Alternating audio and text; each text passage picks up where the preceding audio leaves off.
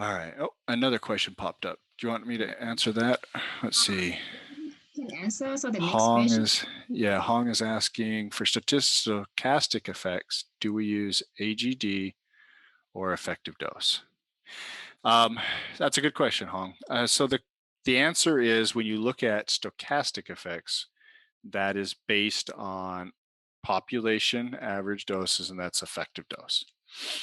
Um, that said, if you look at, for example, the reports from Hiroshima, Nagasaki, from the all of the studies that we've been doing from the atomic weapons, they will they will produce they will give you lookup tables and plots based on effective dose and actual mean glandular dose. So you can actually use both. But most of the time when we talk about quote unquote risk, we usually talk about effective dose, which is in sieverts or millisieverts. So good question. Okay, so let's talk a little bit about optimization. So we talked about how to calculate the dose. That's fine. But what does that mean in the bigger picture? So real quick summary. When we image for mammography, we need to be able to see high spatial resolution and good low contrast noise, really good low contrast noise resolution. And we talked about this last week, how these two things are opposite. To get good spatial resolution, you want a small focal spot. Therefore, it limits how much MA we can use. But to get good contrast to noise resolution, we want to use high MA, which requires a bigger focal spot. So the balance of these two things are really, they're diametrically opposed, and we have to fight this battle this whole time. We're trying to optimize for mammography. And the overlying problem with all this is we use mammography for screening. Therefore, we're taking asymptomatic women and we're asking them to be imaged every year or every 2 years. And then therefore we have to make sure the doses are low. It's one thing to image someone that has a known cancer or known disease, because the benefit is always, always, always higher because we're trying to treat the disease. But if you have someone that has no disease, has no known issue, then the risk potentially of exposing someone consistently to a lot of radiation, maybe the risk is too high for the benefit. So we keep the dose low so that in a screening process, the benefit is always, always higher than the risk. When we talked about imaging, we talked about the various different factors that go into creating an image. And so the values shown here in blue, we talked about for image quality. No surprise, of course, the same factors that affect image quality will also affect patient dose. So we're going to talk about each one of the values shown here in blue. All right, so the dance method to calculate mean glandular dose, remember, we talked about this equation a moment ago. That value S, which deals with the spectrum correction, that has everything to do with the type of filter, excuse me, target, anode that we deal with. So in mammography, the three most common targets are molybdenum, rhodium, and tungsten. And last week we talked about how tungsten has become more common. In fact, basically all new mammography systems, except for one vendor, all use tungsten now. It surprises me that we haven't 100% moved to tungsten. I'm sure at some point, maybe that one vendor will eventually move to tungsten. And that's just simply because we don't do any film anymore. At least in the US, we do not do 99.9 or 99.8% of all mammographies are digital now. And so film we needed to use moly.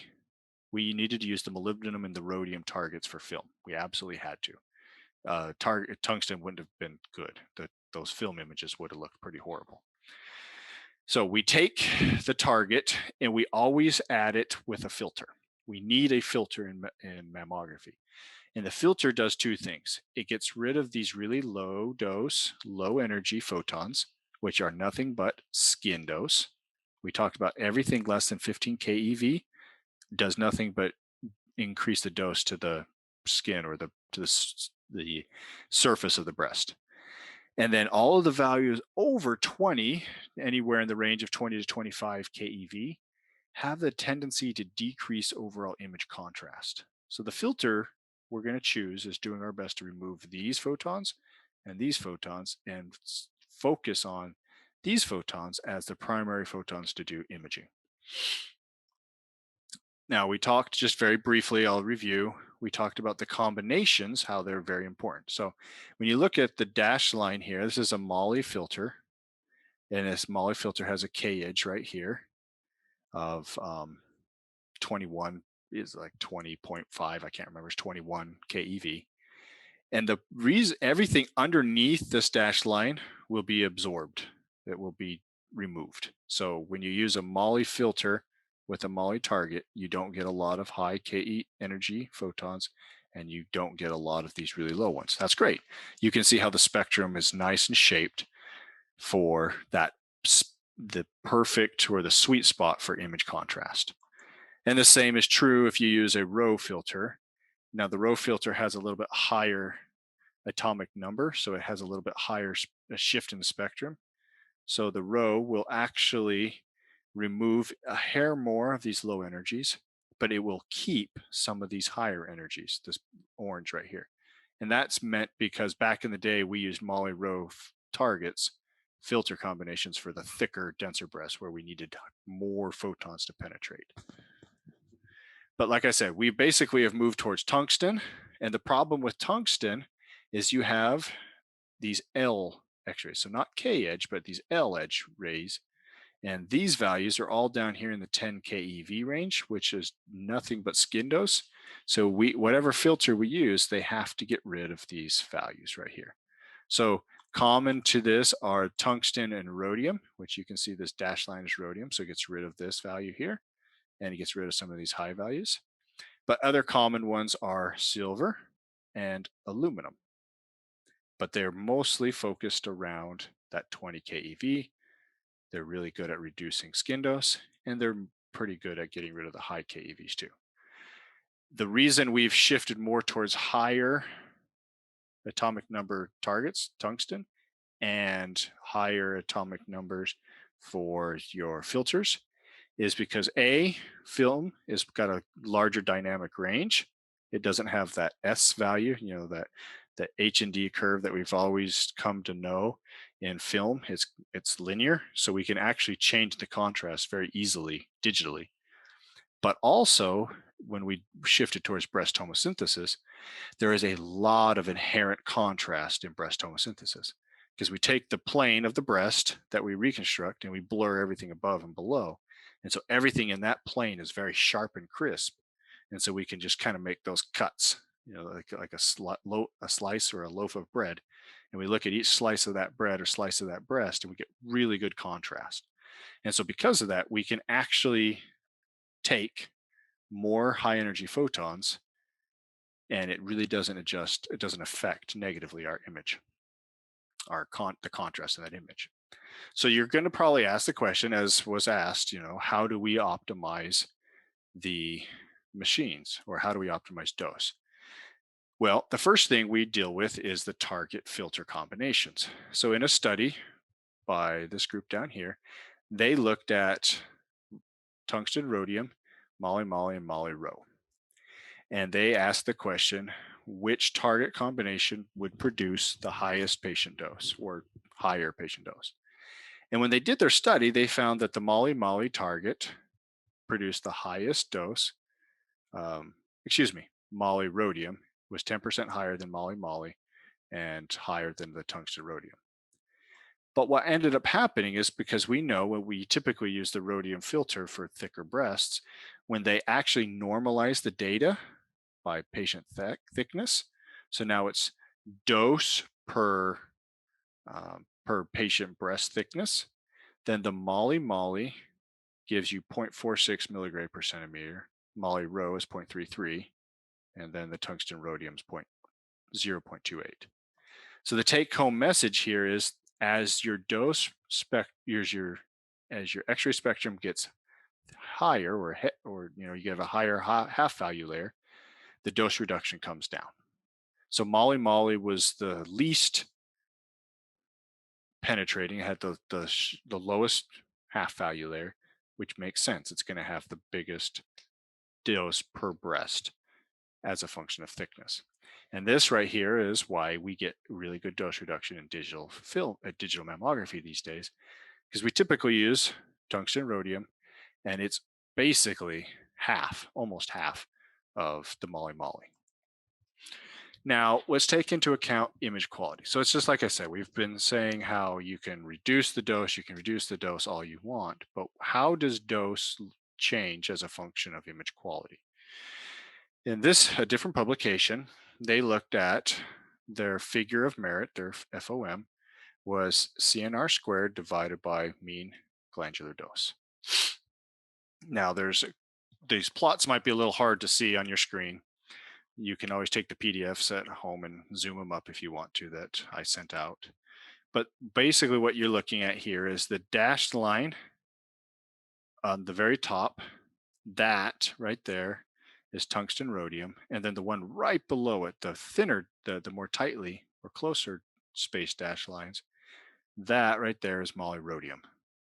And then down here is Moly Moly. And then there's the Moly Moly is this solid line right here.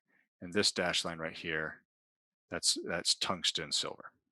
So the point here is for basically less than up to 4 centimeter thick breasts, the value, the use of tungsten rhodium was better, yes, in dose and image quality, but not that much better than Moly rhodium.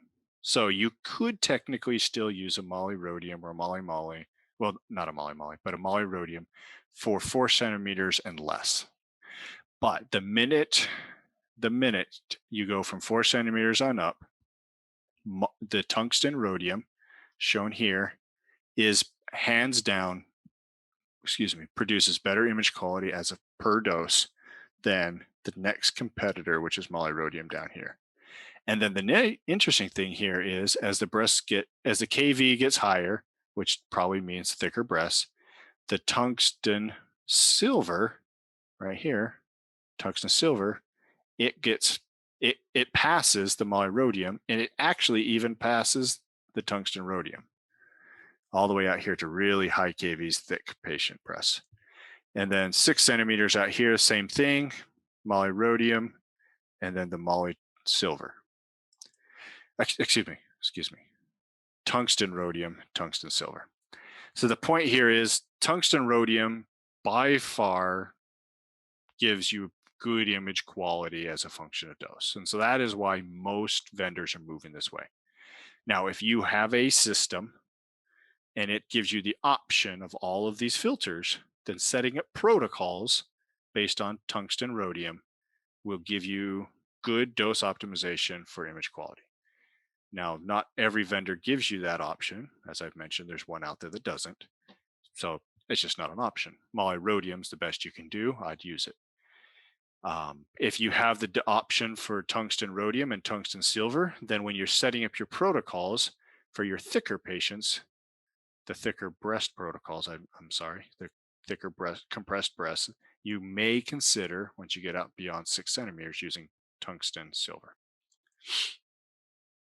Now let's look at that as a function of view. We already kind of know this to be true, just intuitively if we think about it. So for a tungsten rhodium target filter combination, the MLO is about 8.5% higher than a CC. And then for the Moly Moly and the Moly Rho, the MLO is about 9.1% higher than a CC. Well, we know as we're imaging medial laterally through the medial lateral oblique through the breast, we're imaging towards the axilla. We're going to image more of the pectoralis muscle. So there's just more attenuating material in the image, and the density and the thickness will be slightly different as you're coming in at a different angle.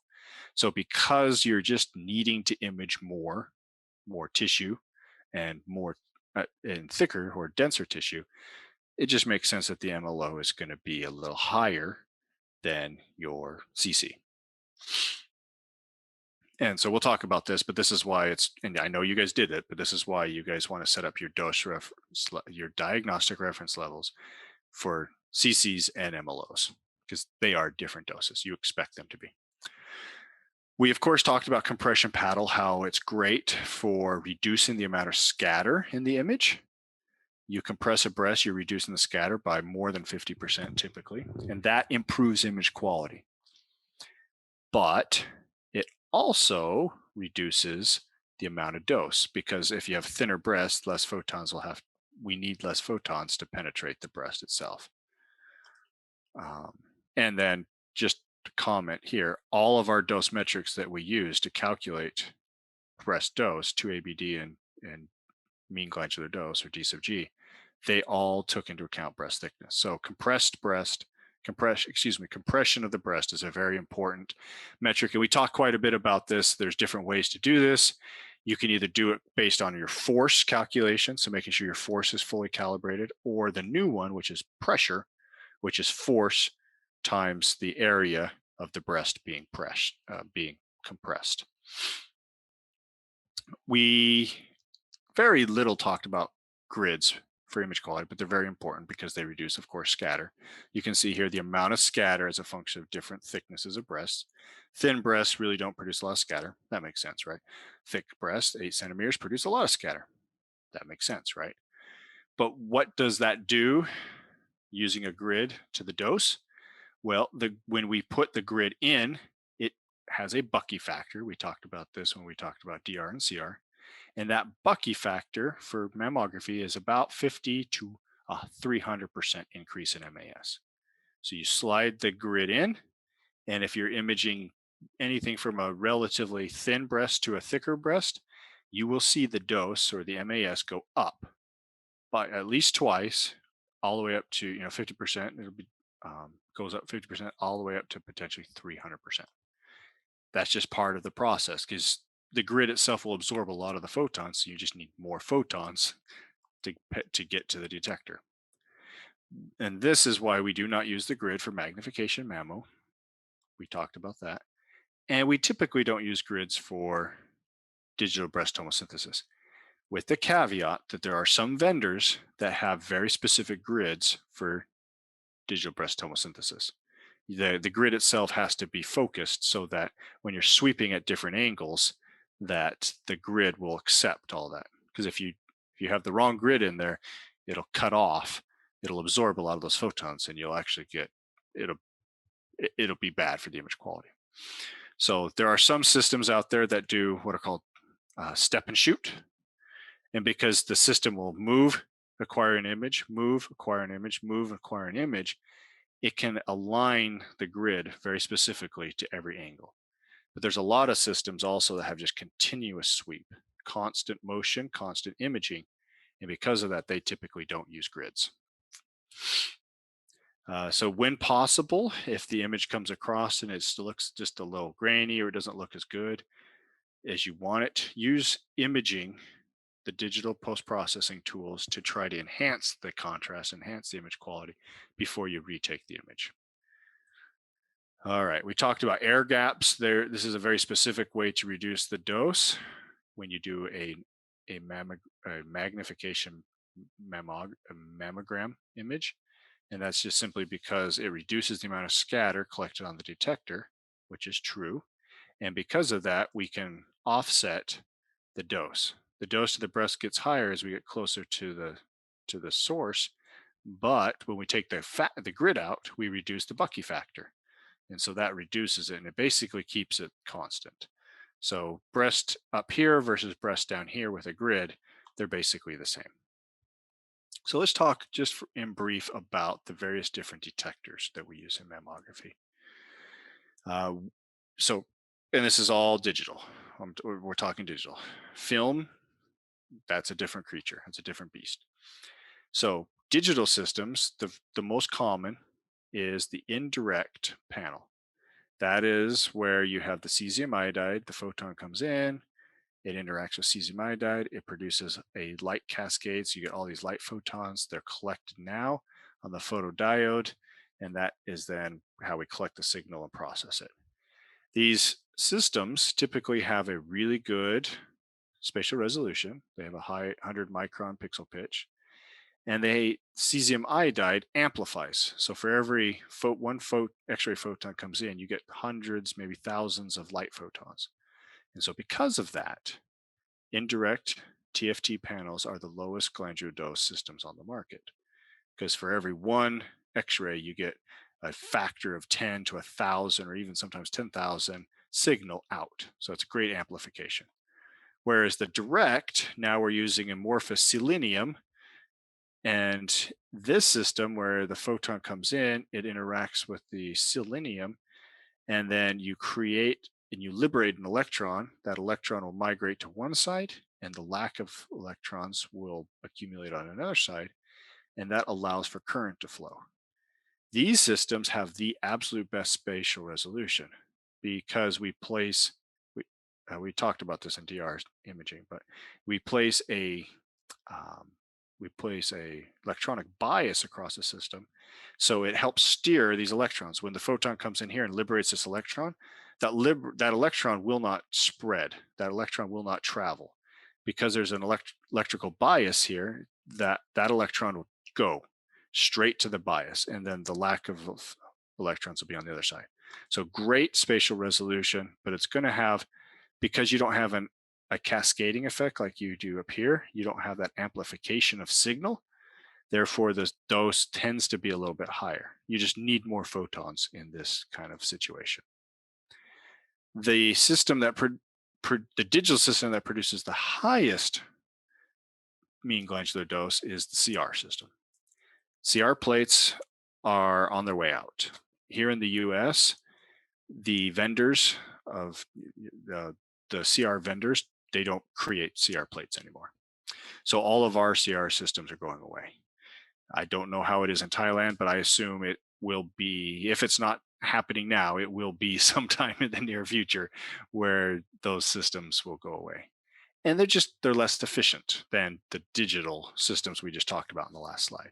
They're still great. If you have an old film-based mammogram unit, well, you can retrofit that to just simply place a CR plate in there instead of a film cassette, and then you can go obviously and use the CR plate and read that out. Then there is a system out there, the Sectra, that does slot scanning, and that's where the detector and the tube will slide across the body. Well, not the body, across the breast. So if you're doing a CC, the breast is compressed in a CC, it's going to slide across like this. Obviously, it'll do the same thing in MLO mode. The system produces really good scatter rejection.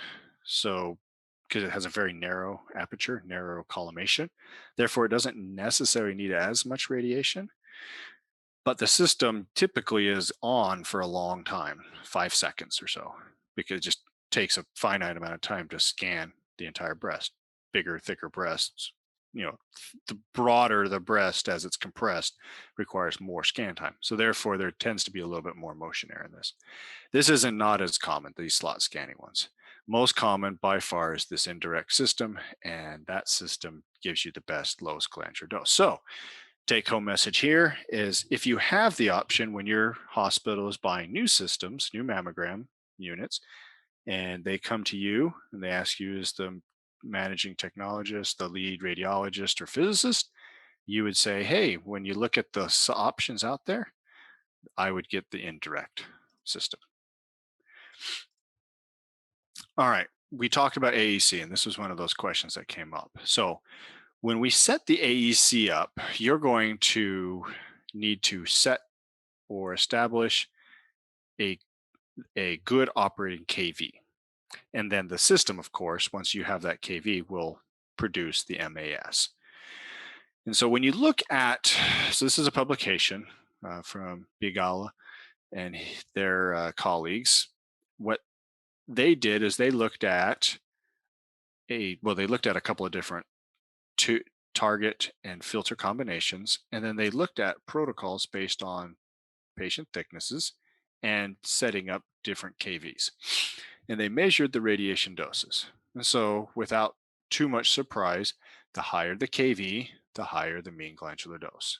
We know that. That's true for X-ray, that's true for fluoro, that's true for CT, that's true for everything. Higher the KV, higher the dose. KV changes as a factor of 2. And then 28. So here you can see 32 kV, 28 kV, the 27 kV, which is not much different than 28. So why they had those two separate protocols was, it is what it is. You can see just by this data right here, you could probably combine those two protocols. And then the blue down here, which is going to be your smallest or your lowest kV. So you can see here, getting the right kV as a function of breast dose is going to help your system pick the right MA to give you a good optimal breast dose. And then when you look at so you're going to have that for your tungsten and your whatever combination of rhodium or maybe even silver if you have it. And then if you have systems that still use moly or moly-rho, here now is a comparison down here. They, of course, use 26, 27, 32. In this case, remember how I said there's really very little difference here.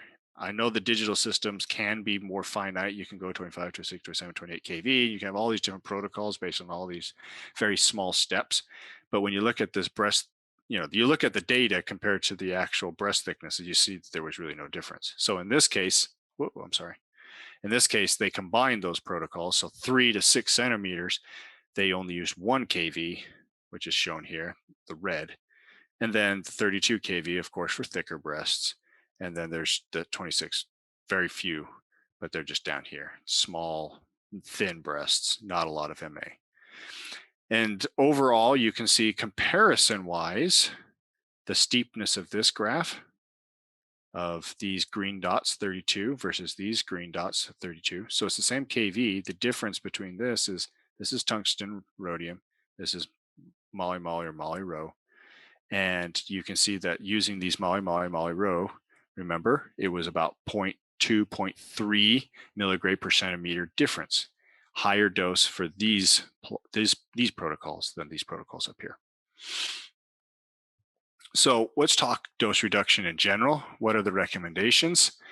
The IAEA recommends that all mean glandular doses are less than 3 milligray per view. In the US, it's actually mandated by law. So I just assume that Thailand probably follows the IAEA recommendations.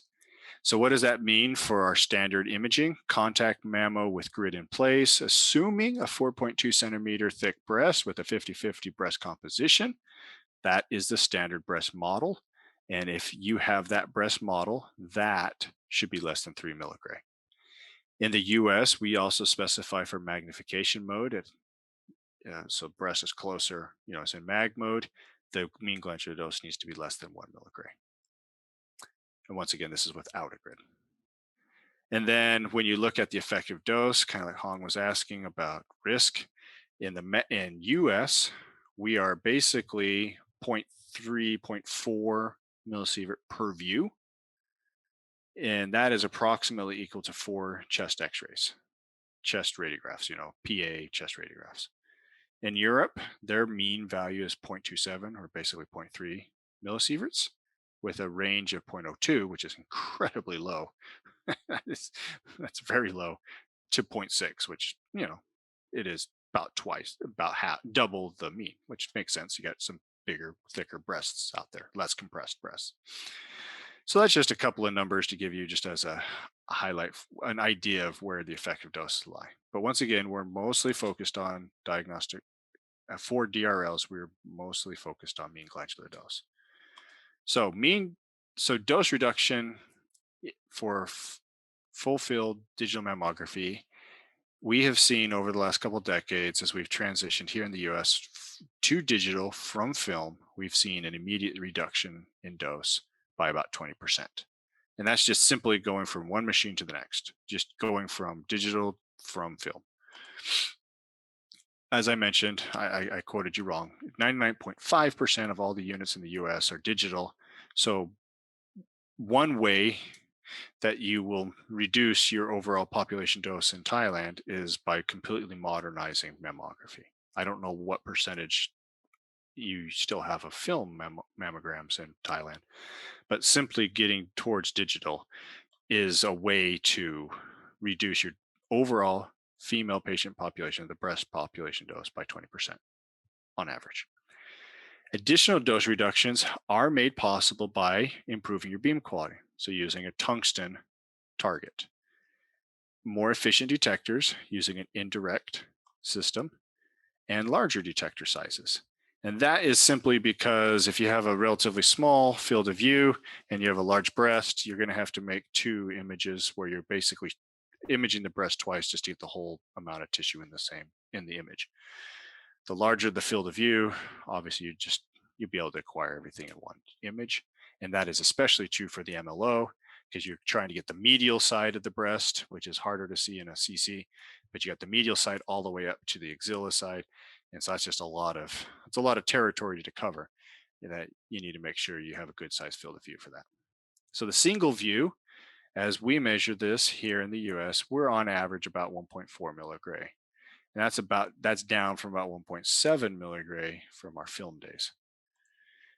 Two view full field digital mammograph, so per breast, so you got a CC and MLO, that's less than 3 milligray. That's doing pretty good because our standard, you may recall, and what the IAEA recommends is less than 3 milligrays per view. So that would be 6 per breast, CC, MLO, so 3 and 3. What does digital breast tomosynthesis mean to the dose landscape? Well, we've already talked about how digital breast tomosynthesis has a lot of positive qualities when it comes to image quality, to diagnose, the ability to diagnose, the ability to detect disease, less false positives. And so we have seen here in the US a significant shift towards digital breast tomosynthesis. And the mean glandular dose for a one view tomosynthesis, so CC DBT, is comparable to the full field digital mammography. So it's great. Here is just a spectrum or a plot of doses using the 2ABD methodology as a function of breast, or in this case, phantom thicknesses. Here's that roughly 4.2, 4.5 standard breast model. Here you can see the digital, so the full field digital mammography is in orange, and then the green is DBT, so tomosynthesis. So tomosynthesis is still just a hair higher in dose than standard full field digital mammography, but it's not that much higher. Statistically speaking, in some cases, there is no difference. In other cases, there is, but for the most part, it isn't. So we're talking about 1.2 milligrays in this publication for a full field digital mammography, 1.5 for the standard model for DBT. That combined is less than 3 milligrays. And so that is why pretty standard here in the US now is women will come in, they'll get craniocaudal, MLO, full field digital mammography in contact mode, and then they'll do a breast sweep. They'll do a tomo sweep.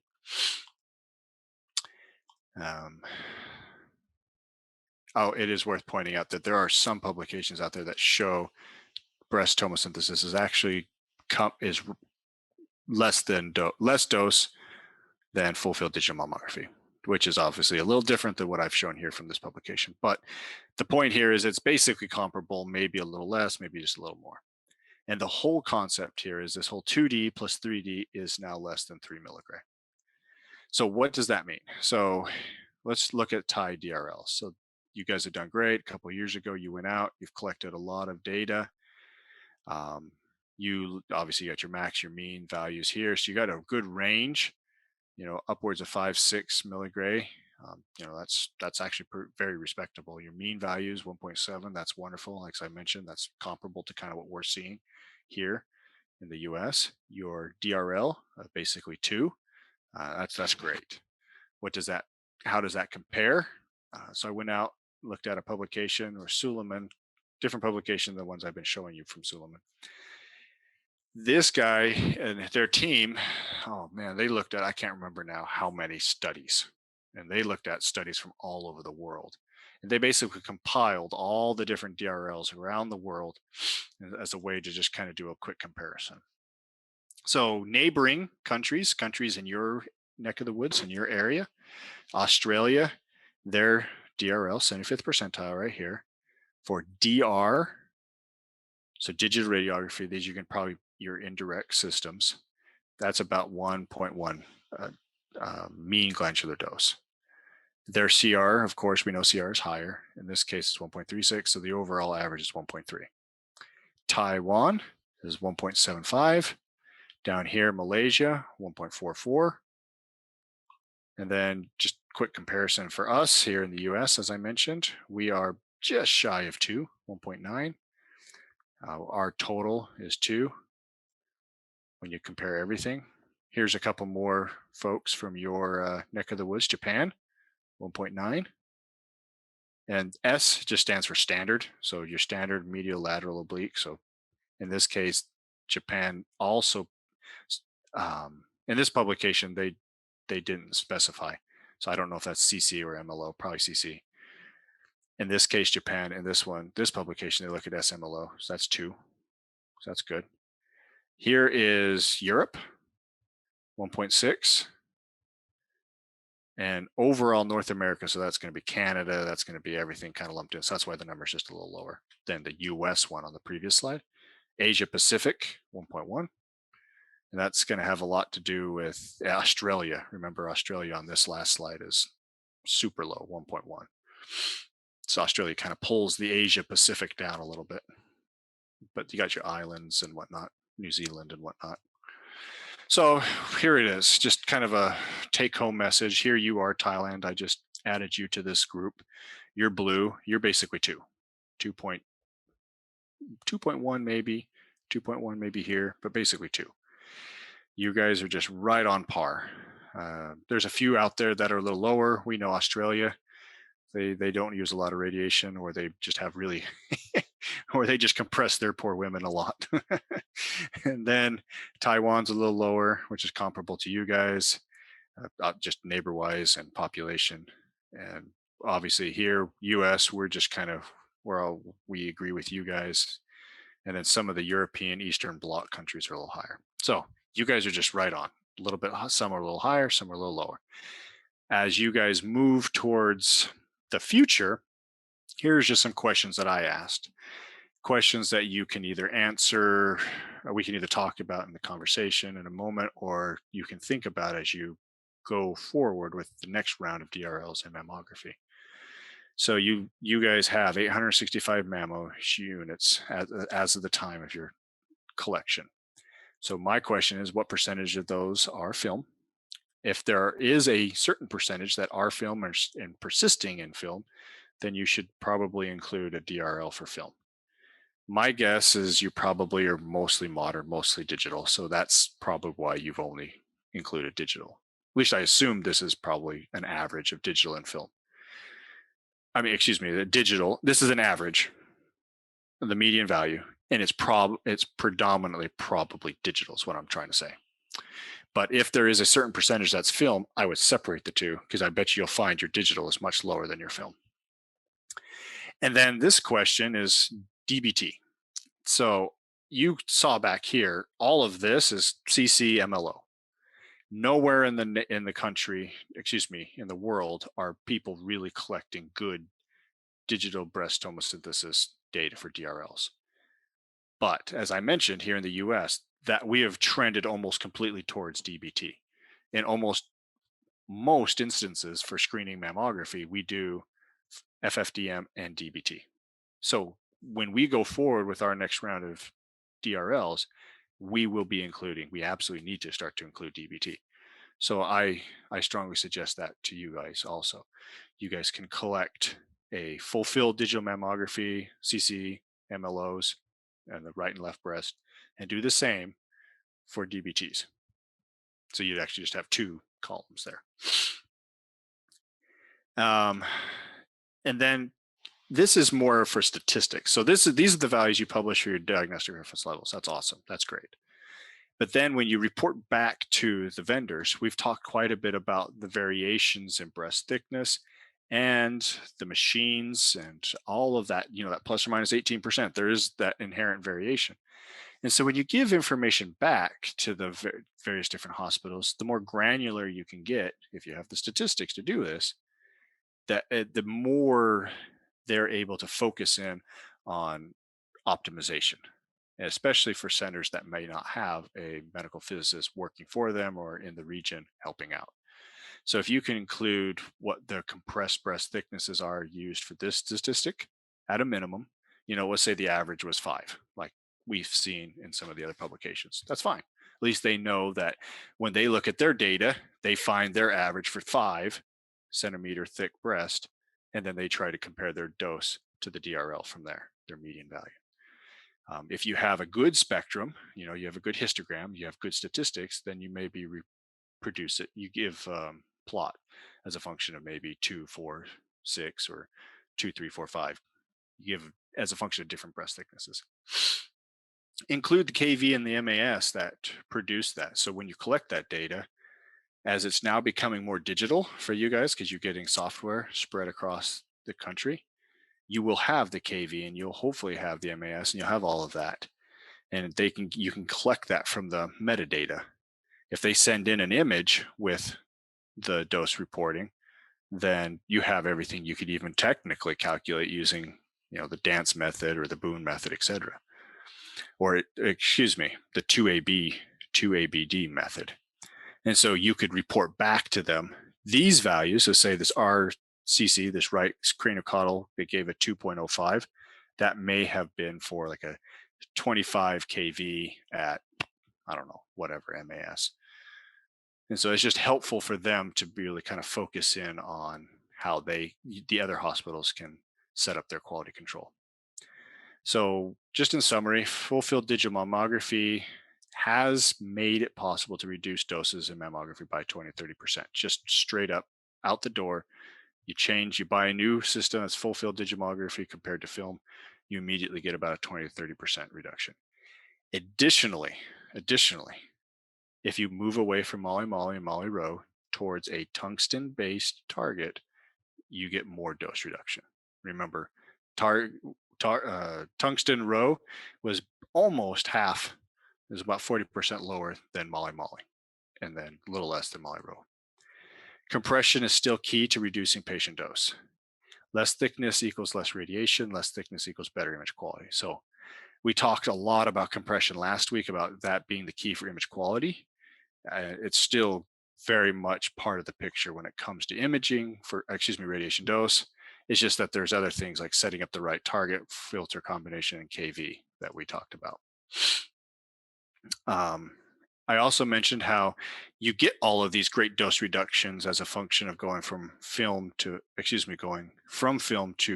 digital. But overall, the dose to our population is kind of held constant through this time.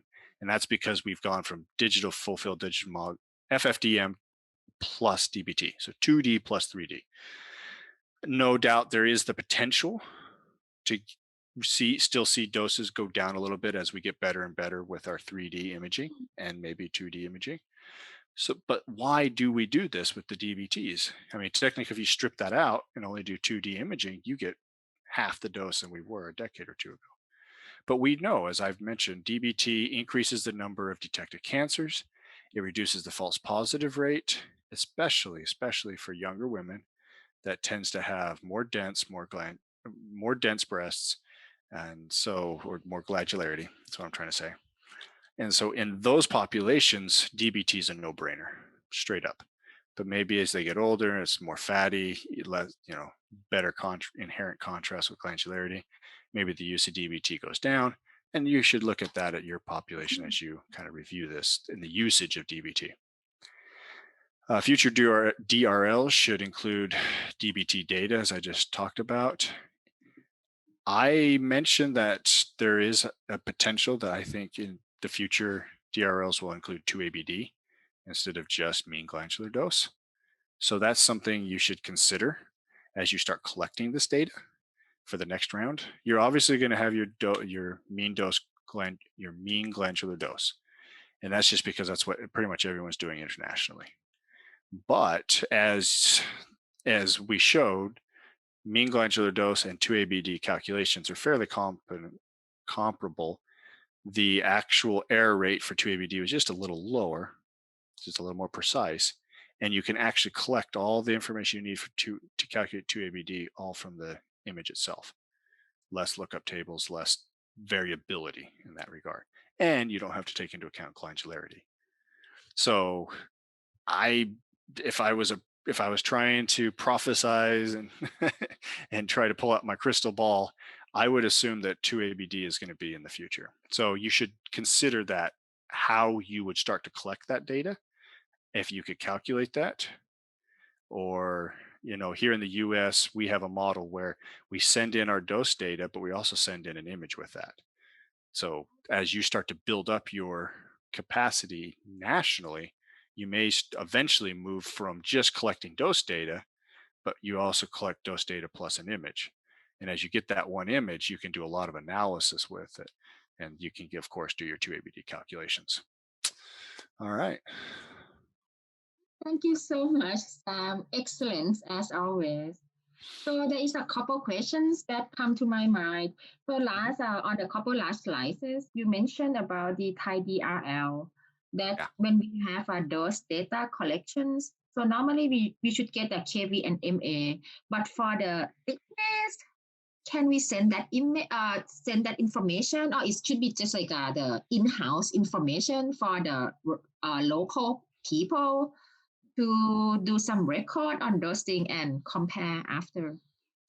Yeah. And so this comes down to, you know, I don't quite know, how Dr. Panrutai and her team did this a Mhm. couple of years ago, but most likely this was part manual, and you were um, maybe and this is true also here in the U.S. This is true in other parts of the world where they use the phantom. They collect the phantom.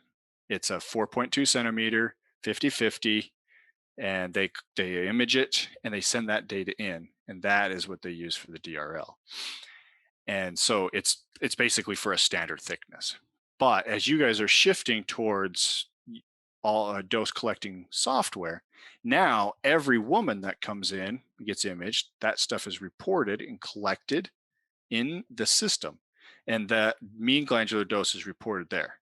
And then that value, those data will then go off and be processed at a higher level.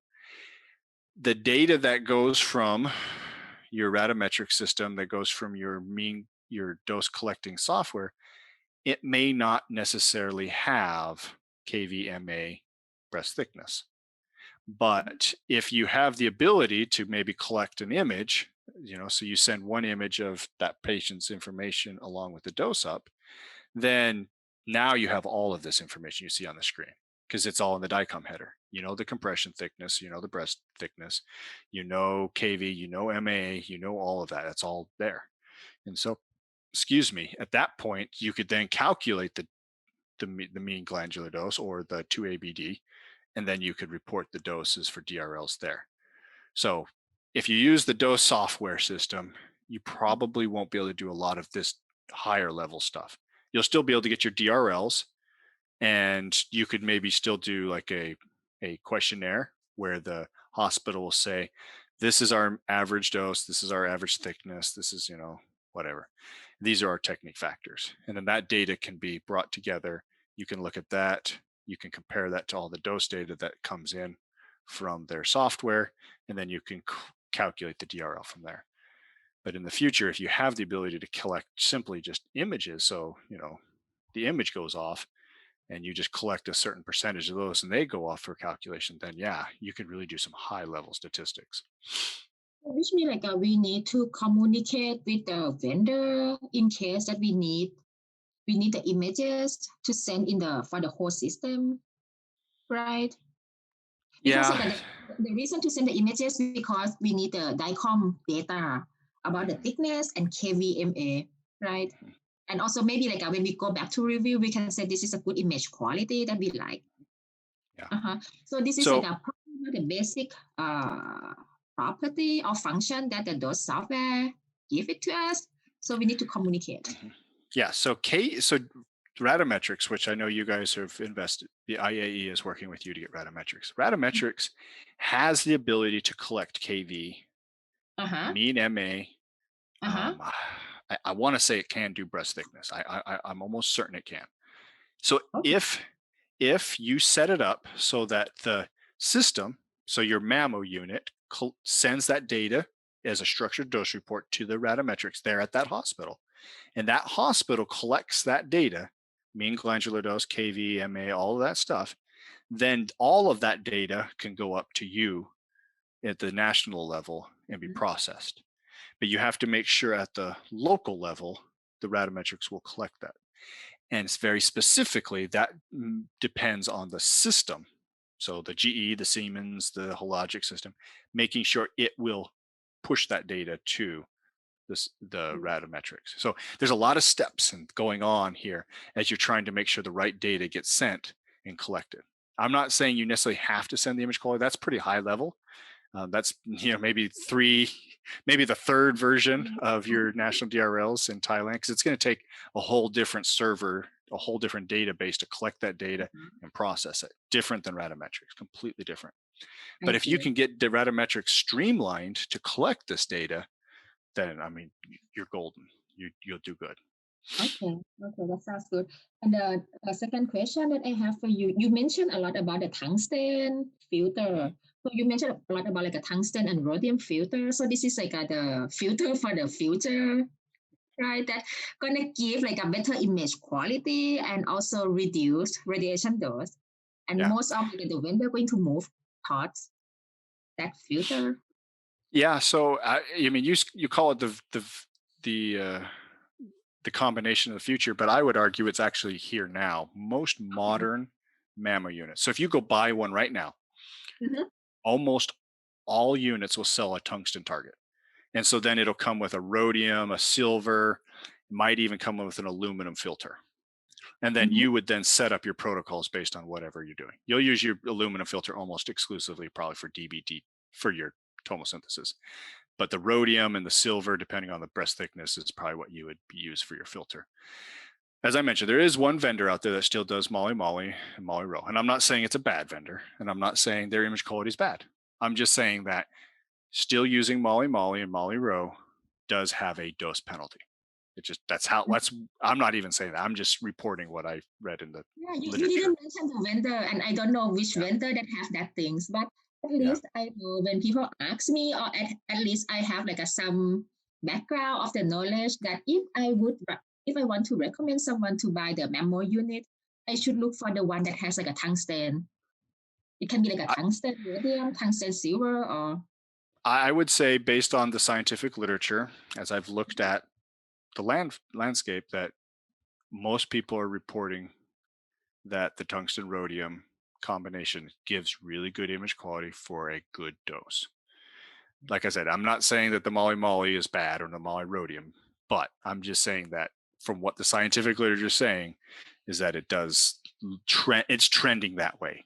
Mhm. So yeah, I mean, if you asked me right now as a medical physicist, if you my radiologist came to me and says, "Hey, we're going to buy 2 or 3 new Mammo units," what would you suggest?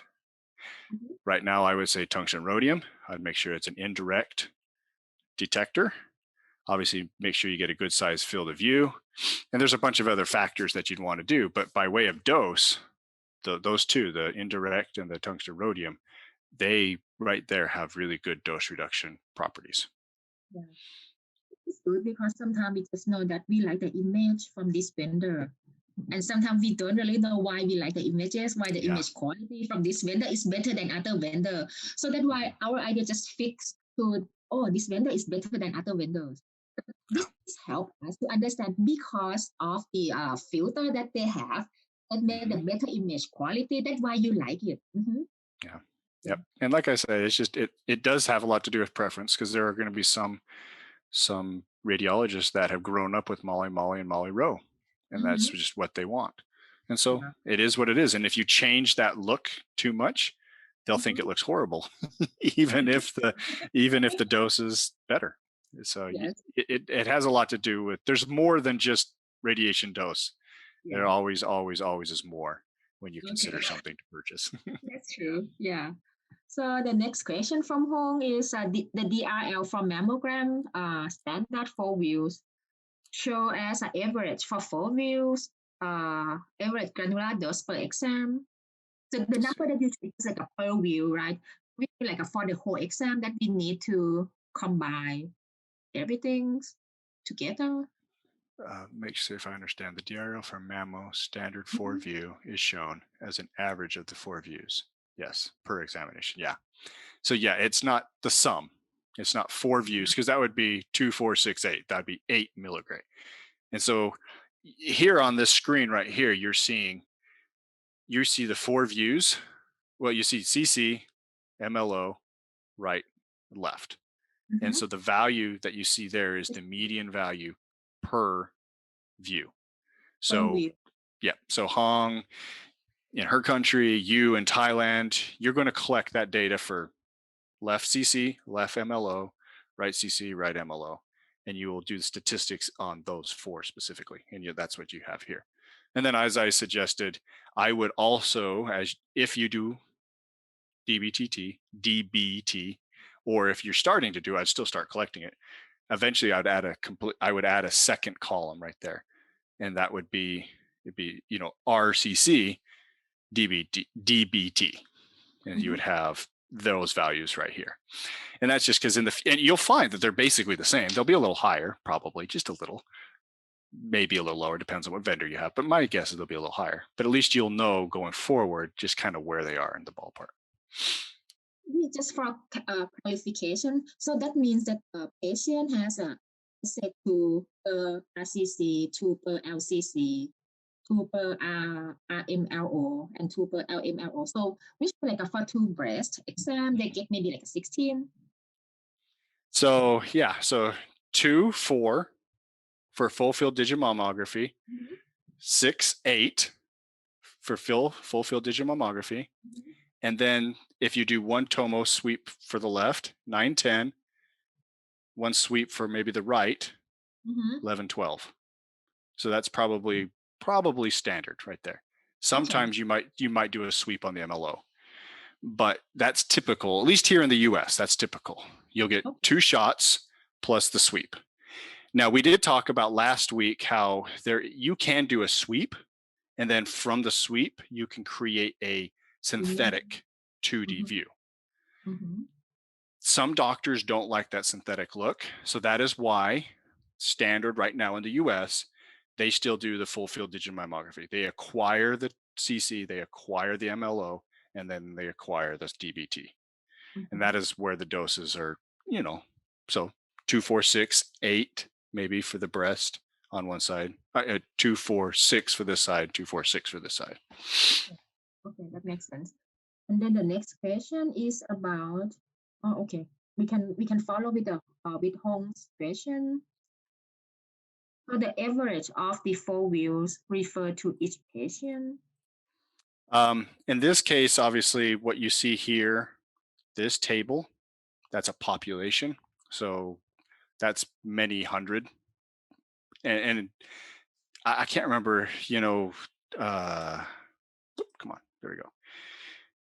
In Thailand, you guys had 865 mammal units, but I think you only surveyed maybe 20 or 200, 300. You're only surveyed, I think, somewhere around the 20, 30%, which is fine. Cause I mean, this was your first go. You probably didn't have access to all of them. In that case, this is a population base. This value is on average a 2 milligray for any woman that would walk in the door because it's just an Mm-hmm. average of the population. Mm-hmm. If you get enough statistics, if you survey 865 machines and you get the data from 865 machines for a year, you're going to have a lot of data. Mm-hmm. But then you would also have a lot of different women ages and different women breast thicknesses. And so then Mm-hmm. you could, if you wanted to, start making more complex DRLs. But a DRL is meant to just be a snapshot. So I want to just be careful. You don't want to get too crazy where you have a DRL for every teeny little option out there.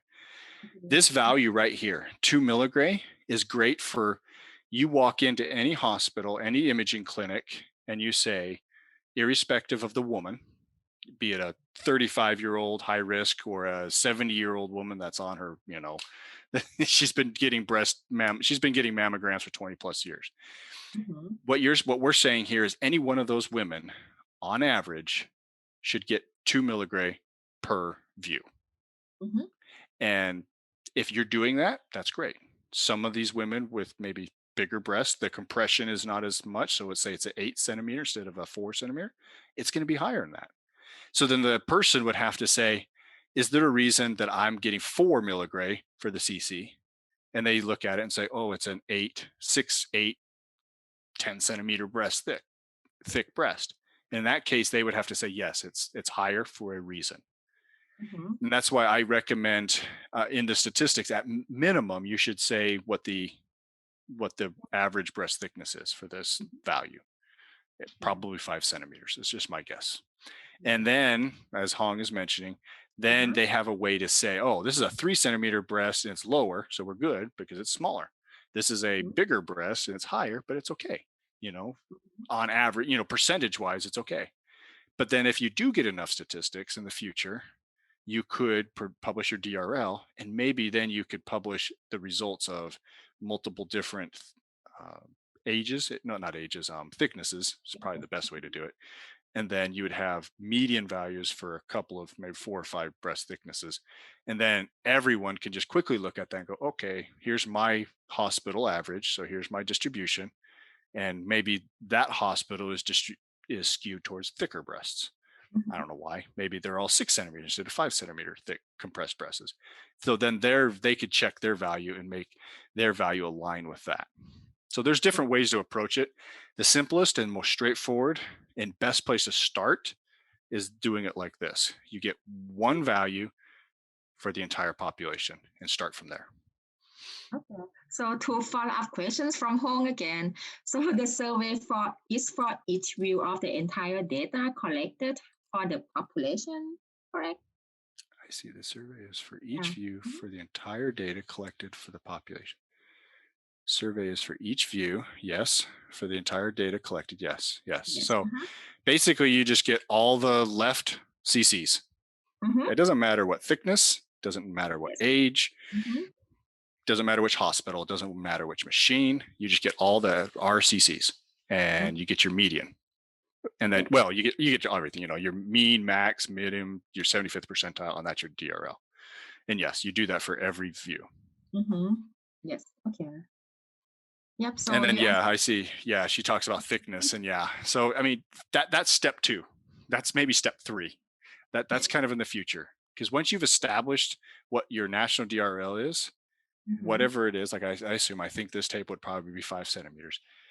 Going forward, you get more and more data. Now you can start to figure out kind of where a 3 centimeter or a 8 centimeter breast would fit on the Yeah. spectrum.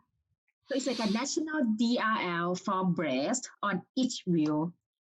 Yeah, that's Mm-hmm. a place to start. Just like what you guys did was is perfect for the first go around. And so this next go around, now that you're getting more data and it's being Mm-hmm. automated, you're going to be collecting just averages from the actual women being imaged. And that's different. Now, if you're doing this, like I said, with a phantom, because that's all you can do, because you don't have the software in your hospital, in your country, and all you Mm-hmm. have is the phantom, and you're going around collecting that data, that's okay. But that is for based on that phantom, which is probably 4.2 centimeters, 50-50 breast. And so you just have to understand that if you get a value that's, I don't know, 2, it's going to be for a very, very small percentage of your population. So you may see numbers coming from your hospitals all over the country that are just very different, but that's okay because that value is for a specific phantom. Mm-hmm. When you have the ability to collect all the data from machines, now it's patient specific. And then you'll see the big distribution of data. Mm-hmm. Yeah. Mm-hmm. So the next question is about, can you like explain more about the 2ABD concept and formula? Sure. I mean, one of the best things you can do is Actually, I'm going to pop out of that screen. I am. All right, you can still see my screen, right? Yes. All right, I'm just going to come over here. So, in this method, which is the dance method, or, you know, whoops, the dance method, sorry, there we go. These values of air kerma, gland, the amount of glandularity, the correction of glandularity based on the image itself, and the spectrum, all of these values are based off of, where are you? Tables.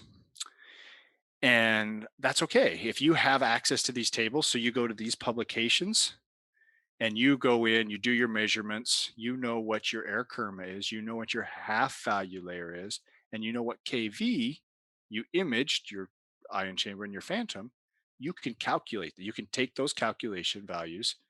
If you're using the Wu and Boone method, that DG sub n, you can take those values, multiply it by the air kerma you measured, and you get mean glandular dose. There's nothing wrong with that. It's just it's very manual in that regard. It requires looking up values, calculating things. Now you can do this with software, that's fine. But the nice part about the 2ABD is, here we go. The 2ABD method has the ability, and I'll make it bigger. It has all of this value, all of these values are built into the DICOM metadata. In this case, all we need to know is the air kerma, which I'll show you on the next slide as a reminder. Talk is something that we can calculate. We don't have to necessarily measure it. And then the mu, which is the attenuation correction, that's a value that is based off KV, MAS, target filter combinations. And then of course the breast thickness, which that's all built into the DICOM headers, all of that. So you get an image that comes up and then you click on the DICOM data, you right click or however you get the DICOM data to appear, you can find all of those values. And those values can then be, if you have software, at the national level or not, it would open up the image, take all the data out, it would do some calculations and spit it out. This process is more aligned with being automated. The other process requires lots and lots of tables that you have to then, I mean, you can put those tables in Excel spreadsheets. You can still do the calculations. I'm not saying you can't do those with Woo, Dance, Boone. We've been doing that for something like 30 years now. But this new 2ABD it's more friendly for the way we image because all that data is collected in the DICOM header. And the last part that I think is probably the most important is the 2ABD does not require us to assume glandularity. So we don't have to worry that there really is no such thing as a 50-50 breast out there. We just simply know what KV it was. We know what the MA was. We know which filter target combination there was. We know the breast thickness based on the compression. And we can calculate the air kerma just based off of all of those values.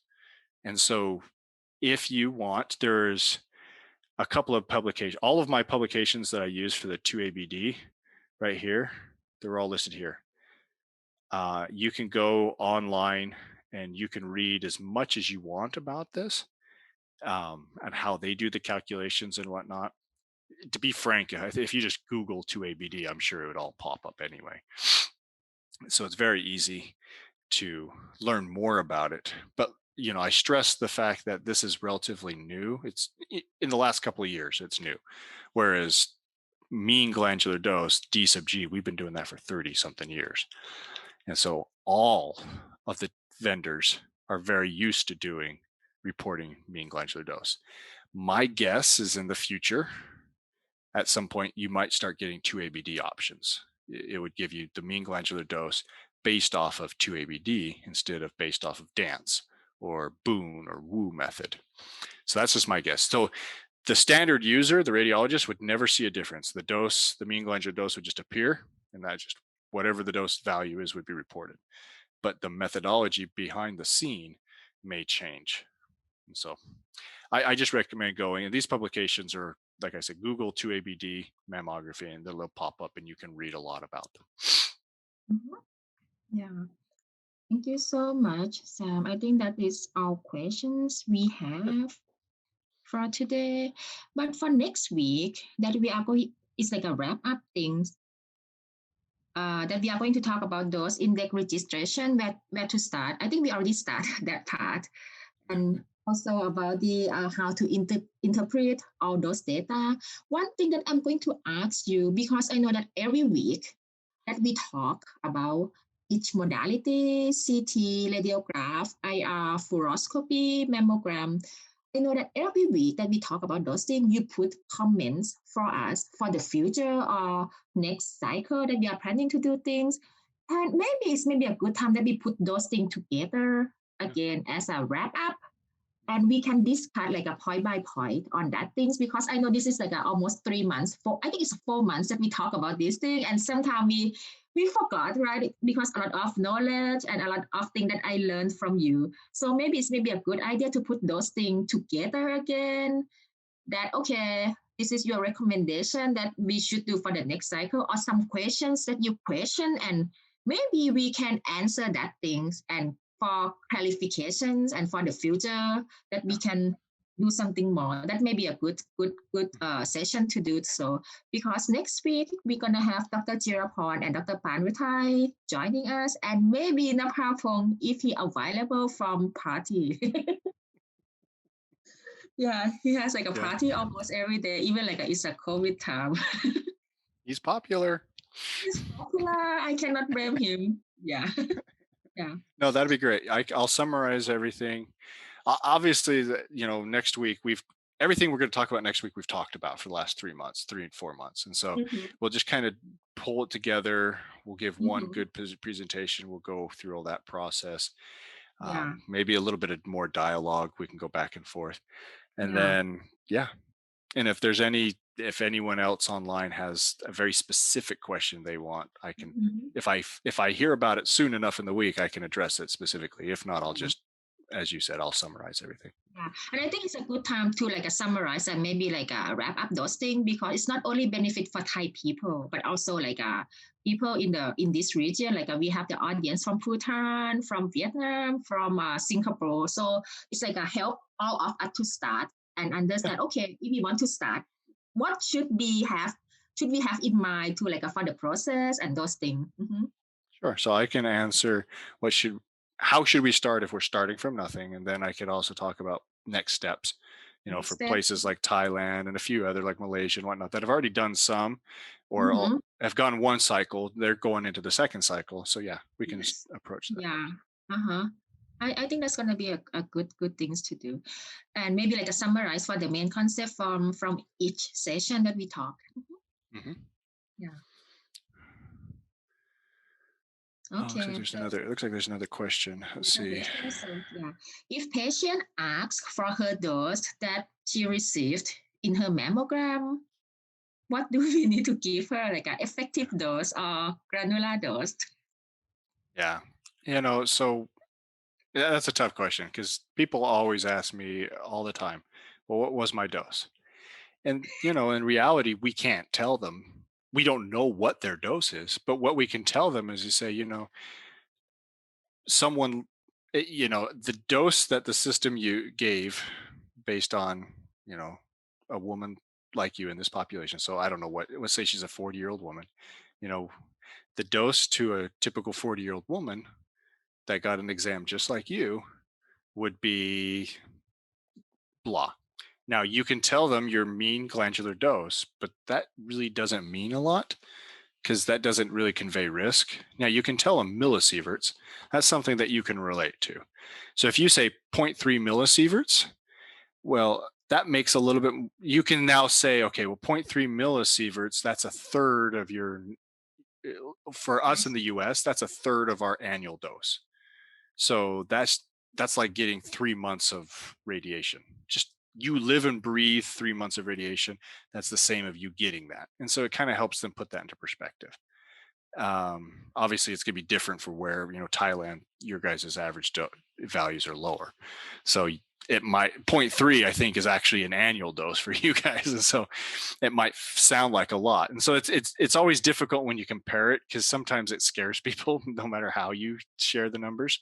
The thing I always tell people when they get this is, I always say, think of it this way. We're here imaging. I mean, why are you here? You're here to make sure you don't have cancer. Okay. Do you feel good that you don't have cancer? Yes. Okay. Well, then, the benefit for this was great. Now, the worst case scenario is if we do find a cancer, if we find it while it's early enough, we can treat it. And almost all cancers, breast and ever and other, if we find that cancer early enough, most cancers are treatable. And so that is why you're here, because we want to make sure you live a long and healthy life. I know zero point 0.3 millisieverts may sound like a lot and it might seem scary, but if you compare the benefit to the risk of what's happening, then you'll realize that receiving this exam so that you don't have cancer should give you a lot greater peace of mind. So I always try to talk them through why they're getting their treatment instead of just give them numbers. But Mhm. in the end, I would probably do effective dose. When you compare with like the natural background, that may be a good idea Yeah. because you still Yeah. get those things anywhere. Yeah. I mean, like I said, zero point 0.3 is kind of high if you sit. I mean, when someone comes in and gets a CT and we say, oh, that's equivalent to 1 or 2 years of background radiation, they're like, oh my gosh, that's a lot, because it's 1 or 2 years. It sounds like a lot.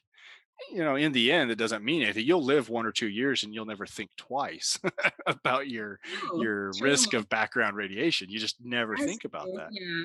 Or maybe like if Um, you have cancer and you did not get a CT, you're gonna maybe pass away in 3 months yeah, instead of yeah, yeah. yeah. And that's exactly what it is. If you say, but if you get cancer and we don't catch it early enough, the chances of you dying goes straight Yeah. through the roof. Yeah. And how about if we compare or if we tell the patient on the dose that they get compare with the DRL, is that a good way to do that or? Yeah, yeah. I mean, that's definitely something you can say. You can say, the doses we use on this machine itself, are at or lower than all the doses in the nation. So, you should feel comfortable if you get imaged here or, anywhere. You should know that you're getting, on average, a Mm-hmm. reasonable amount of radiation. And but they might not understand that. But what you say is, hey, we have this standard. And what we're trying to do here is make sure everyone gets the right amount of radiation for their imaging. And Mm-hmm. so we make sure that these machines don't overexpose. And we are trying to we're keeping the dose as low as possible. And sometimes all you have to do is say that we measure these machines, we test these machines, we're constantly making sure these machines are, perfectly optimized. And they don't necessarily need to know how you do it, but that sometimes makes people feel good. Yes. Yes. Sure. Sounds good. So Yeah. thank you so much, Sam, for Yeah. the lectures, and we have a really productive discussion today, and it's very practical for us to understand the basic concept on the mammogram, which initially I thought, oh, it's probably not that difficult or complex, but turned out it's more complex than I thought. Yeah. The mammogram because like a lot of like a fine details on things. Yeah. Yeah, it's this. You think it's so simple. You're imaging one thing, right? One thing, Mm-hmm. the breast. One thing, and also just calcification to call like a micro calcification for malignancy or not, but no, Yep. there's like a Nope. multiple consideration. Yeah. Yeah, I mean, it's amazing what we can do with mammography. It's one of the Mm-hmm. few imaging modalities out there, like I said, that we image quite literally one thing, the breast. And Mm-hmm. but yet it is so very complex because the breast is very hard to image. Mm-hmm. Yeah, there's only two real things you're imaging, glandular and fat, but because they're the you know the tumor itself is so close in attenuation to the glandular Yes. material. Yeah. Yes. Anyway, Yeah. it's fun.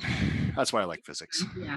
Yeah. So thank you so much. And as always, so after this session for the audience, you will get a link for evaluation. So please complete the evaluation by the Thursday midnight. And on Friday, you will get the certifications And on Friday, you will get a link for the last session, wrap up session for next week.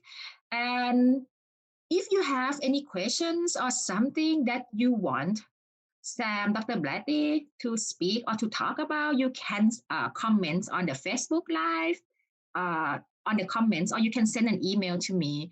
Maybe like a before Wednesday. So if you have not heard anything before Wednesday, so that all of your homework that I just told you, right? Yeah. Okay. So thank you so much, everyone, and also thank you, everyone, for attend these lectures almost 4 months. Next week we're gonna do one more thing. So normally for the mission we take a photo every time after the mission, but this time it's like an on-site mission, so we still take a photo. So make sure that you have like really nice makeup or something, and at the end of the lectures we're gonna ask you guys to open your camera so we can take a group photo to show that this is a complete mission for us. So thank you so much everyone and have a good night. สวัสดีค่ะ บ๊ายบาย thank you